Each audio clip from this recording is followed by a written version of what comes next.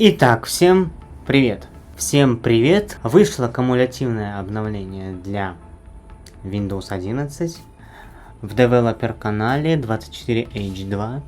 К слову, на вопросы, где я взял такое, что версия 24H2, был комментарий, я его покажу. Давайте мы с вами зайдем ко мне на канал. Так, ко мне на канал, давайте к нам зайдем на канал 25158. Давайте сейчас зайдем. Так, 25158. Вот здесь.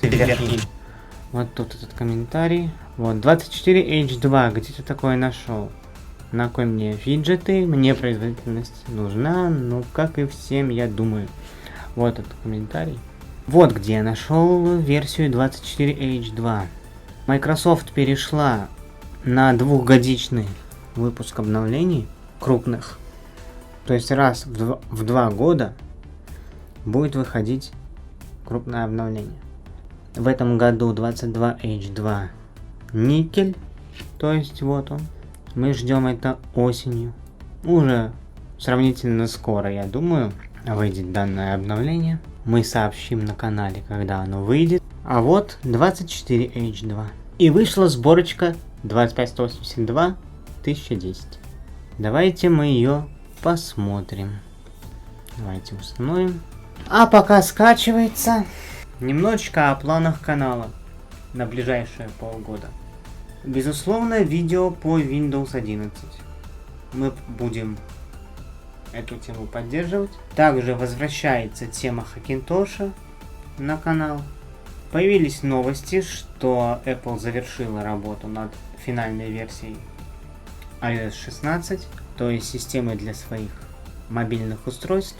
Основные работы завершены, это значит, что система готова. Ее релиз намечен на сентябрь этого года. Также появились новости, что будет в сентябре у нас презентация iPhone 14. Будем ждать, может помимо iPhone 14 нам еще что-нибудь покажут. iPad новый какой-нибудь. От Apple можно ожидать чего угодно. Давайте сейчас посмотрим на эту сборочку.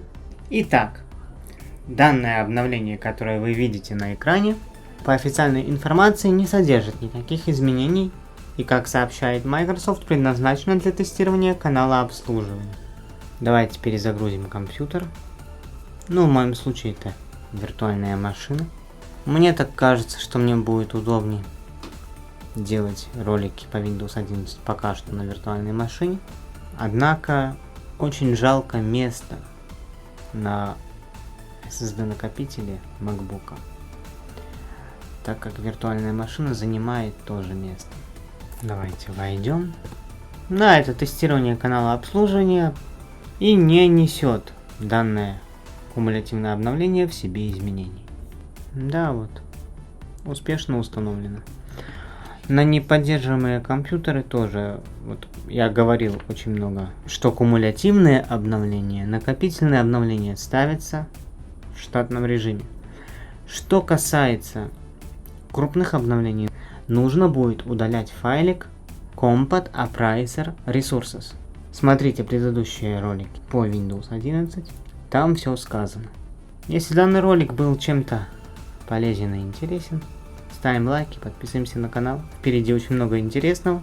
Мы готовим материал по играм на M1 маках с помощью вот виртуальной машины.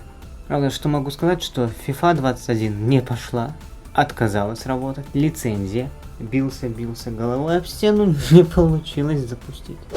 У меня есть список игр, которые я бы обсудил. Поэтому подписываемся на канал, лайк, комментарий и до встречи в новых роликах.